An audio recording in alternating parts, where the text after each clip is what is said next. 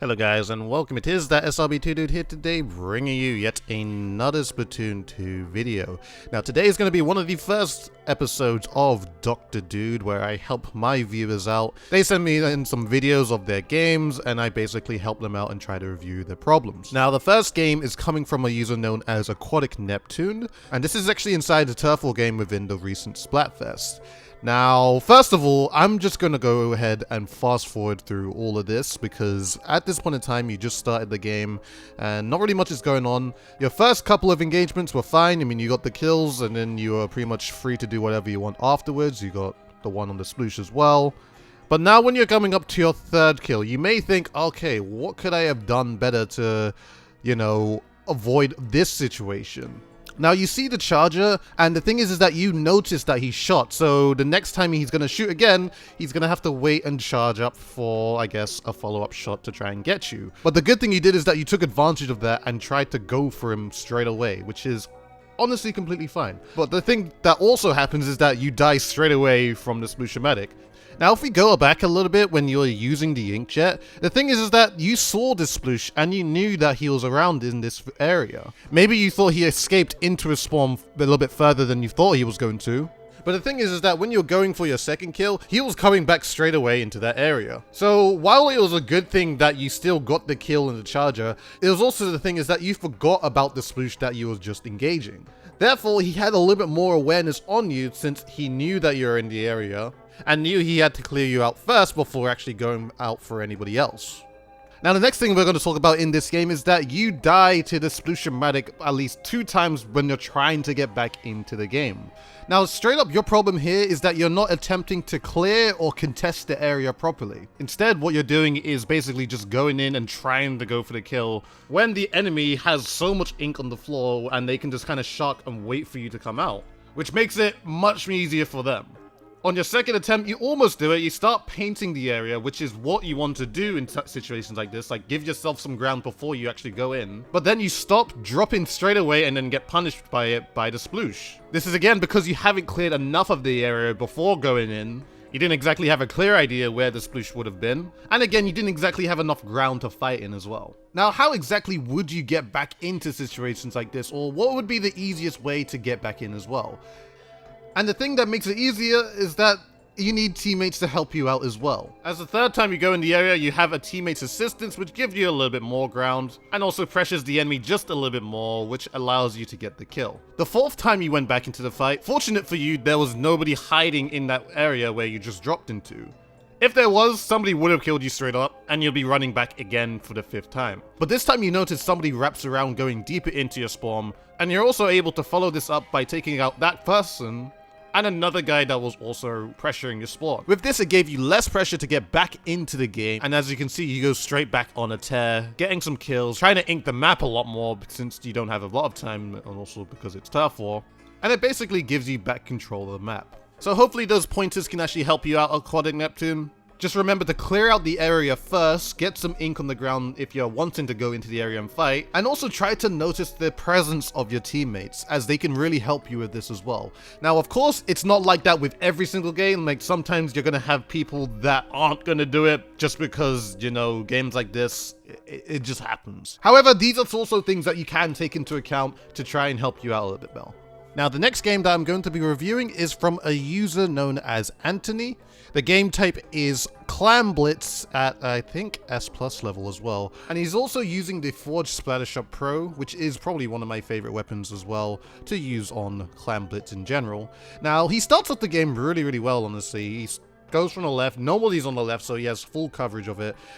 Unfortunately, of course, the enemy team goes straight away and get some points on the board. However, it's dealt with pretty well as his teammates push away the one guy that threw the clam in. Therefore, the enemy team does not continue to score any more points, and that one trailing guy goes back into mid. So all you have to do is pretty much hold mid, which he does, and does it really well. and also manages to get a really nice kill on a guy that falls into the opponent's street. Now, I'm just going to fast forward a little bit because nothing really happens at this point, but during this time when I'm fast forwarding, what you really want to be doing is building up your clams, and it's going to lead into this situation right here. Now, I can understand why you may have used these bubbles because you had somebody that was already in the enemy base and had also scored a power clam. However, you may want to take into account of the position of where they actually were, which is basically around the flanking area in Muscle Ford Fitness. So the thing is, the bubbles aren't going to reach the player because that person who is in that position is only going to be throwing clams, if they do have any more, from where they're standing right now. They could have possibly went downwards and went into your bubbles. That could have been a good way to keep them alive. However, this situation is not very likely to happen, as the common strat to get out of danger from that position is just to come back from the same way you're coming from. Usually when you're playing solo queue, there's two different types of situations when you want to use your bubble blower, especially when you're a Forge Pro. And that is when you have a power clam or have a bunch of clams already ready, or you notice that your teammates have a lot of clams and you're ready to make a push. If you only have 2 or 3 clams and you don't even have the enemy's basket even popped yet, then I don't even see there's a point to use bubbles right now. I'd say the best thing to do is just save them. There may be situations where you get pressured by enemies, which is perfectly okay if you do use a bubble blower at that point. Because the nice thing about bubble blower is that if you die only using 2 bubbles, you still save special to be able to use your next one. Those are just a few tips with bubble blower that can really help your decision making on when using it in Clam Blitz. Now we're going to rewind this part right here because I'm going to teach you a few things on how you can make better decision making on engaging your enemies just by simply spotting out your enemies before you make your engagement decisions. Now from the 3 seconds as you're coming back into the middle, you can already spot where all 4 enemy players are on the map. Let's break it down real quick. The first thing is that you can tell that somebody is sitting inside the spawn using a stingray. The second thing is that there's a power clam within the spawn. Power clams cannot be within the spawn point where you're, I guess, basically where you spawn. So that's already 2 people spotted within these first few moments. As you progress, you can see someone on your left that's inking upwards from that ramp. And obviously, you can see another person holding a power clam, which is on the right. So right now, within those 5 seconds, I've already spotted where all 4 enemies are on the map. I know exactly where everyone is right now, so all I need to do is act accordingly, be safe, and keep in mind their movement around the map. Now, personally, I think you make the wrong decision on challenging this person that's on the right, or probably the better thing is to say is that you position yourself in a worse point to try and take him out. Knowing that there are 3 people on the left, you're basically having your backs to them, which is probably the worst thing you can do in Splatoon because it's not the easiest thing to counter a sneak attack once somebody's already got close enough to you to put 3 shots into you. I don't even think you have enough time to look around quick enough to actually try to take them out. Hence why sneak attacking is probably one of the strongest things as well. If we pause it right here, probably the thing you wanted to do is be in the position of where your teammate on the right is right now. Probably be on that lower point, as that way you can still take the guy out on the right, and also you wouldn't have your backs to your enemies. If your enemies decide to interfere of your engagement right there, then at least you'll be able to see them coming to you and actually do something about it.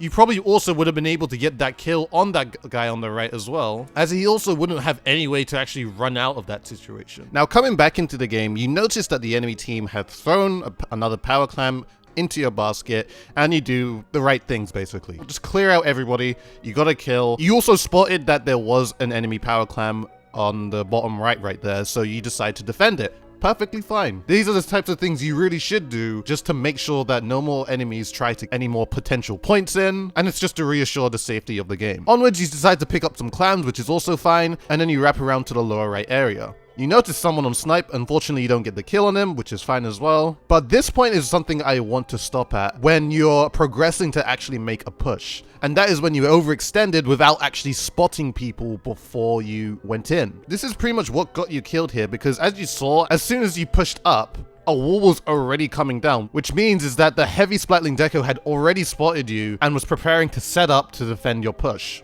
Immediately as this happens, you decide to double back, which unfortunately it was too late. This is something you really got to take note on, is that you really want to make sure that you spot before you decide to push into certain areas. I'd say if you had waited right here, then you would probably still be alive. You could either spot just by looking around you, or you could actually press the X button and use your map. It's a very helpful tool, and just by looking at it beforehand, you could have potentially noticed that a Splatling was there, or at least hear him as well, and could have said to yourself, okay, let's give up on this push, or let me work with my teammates or use my special to enable myself to get into there properly and safely.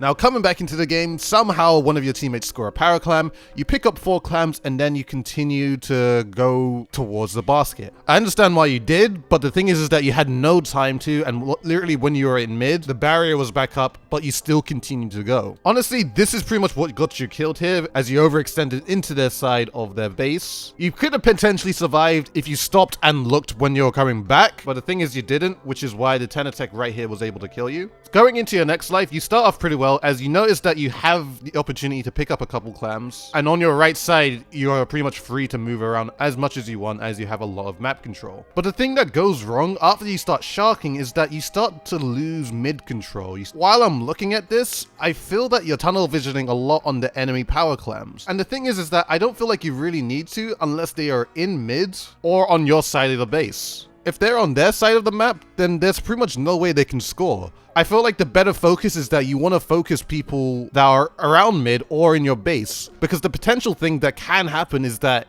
if somebody pushes too far into your base, that person with the power clam can instantly jump. So I feel like the more important people you should be dealing with are the people who are trying to fight into mid, or basically the people that are trying to come back into mid, because pretty much at this point, the enemy team are stuck in their base and are trying to come back to mid. And the thing is that you didn't fight for it. So you come to a point where the power clam jumps to the right side and then you immediately challenge it, but you don't get the kill, and then you're pretty much out of position at this point. Once you did that, you gave up the right of mid with 9 clams as well, eventually picking up a power clam. And then you're pretty much on the left side where the majority of the enemies are and where the majority of the enemy ink was. And just by that alone, it gave up a lot of map control. Honestly, I feel like if you had just stayed where you were on the right, you would have been fine, because if anybody had passed into mid, you would be there to challenge that. They wouldn't have known that you were there in the first place, and it wouldn't be such a hard pick-off to do because you're in a good position to take them out. Okay, so coming to the last life, the enemy team managed to score another power clam in, and immediately you're able to take out 2 people, and as you see on the top right, 3 people on the enemy team have been taken out. You also notice where the last guy is, as he has a power clam and he runs straight back to the basket. Your entire team ink up mid, which is great, and you're able to build up a bunch of clams. Now at this point, you should be straight up pressuring the fastest point to get to the enemy basket, which is bridge, and you start to do that. Fortunately, you survive on this engagement as the heavy Splatling comes down, but again, I don't feel like you should give up pressure from this. As you have almost 30 clams, just getting a power clam or just being able to apply enough pressure to get through the bridge to allow you to get the last few points that you need to win the game. You could have done this by throwing your suction bomb, because you can remove anybody on their plat with it. But the thing is that you don't take this opportunity to do that. And unfortunately, one of your teammates don't decide to do that either. They decide to go straight to the right by themselves, and they fall into a pit of enemies. The thing is that you notice that, and then you do the exact same thing he did and die for it. I feel like if your team had just continued to pressure the bridge and try and go through that way, you could have potentially won the game. If all your teammates were next to you and you had led off using a bubble blower through bridge, you would have been able to take the power clams and throw him into the basket. The very point you died there was pretty much the end of the game, as the enemy team follow up by throwing another power clam in and continue to throw more clams while the time dwindles down. You could also comment that pretty much the ink brush just got through, but the reason he got through is because he went through bridge, or he went through the left side, which your entire team could have noticed that because you guys would have all been in mid. But as you can see, all 3 of your power clams are on the right pit. So pretty much all of you guys decided to go that way instead of actually defending the main point and pushing the better way in scoring points. So that's pretty much all I got to say about this game, Antoni. I hope this analysis helped you. And I also hope that everyone watching this it helped you as well, you know, just to notice things like spotting people before you engage, making sure that your back isn't turned to your enemies, ideas on how you want to position yourself in certain situations, making sure that you don't tunnel vision on the wrong things, and such like that. So, pretty much, hope you guys have enjoyed this video. Hope you enjoyed the very first Dr. Dude video. We got a lot more videos to come just like this, so hope you'll learn a thing or two with these types of videos. So, anyways, I hope you guys enjoyed. Please like, favorite, comment, and subscribe to the channel if you have not already. Follow me on Twitter and Twitch, both in the description below. Do it for both of you for feeling generous. And as always, guys, this has been ThatSrb2DUDE, and I shall see you guys in the future video.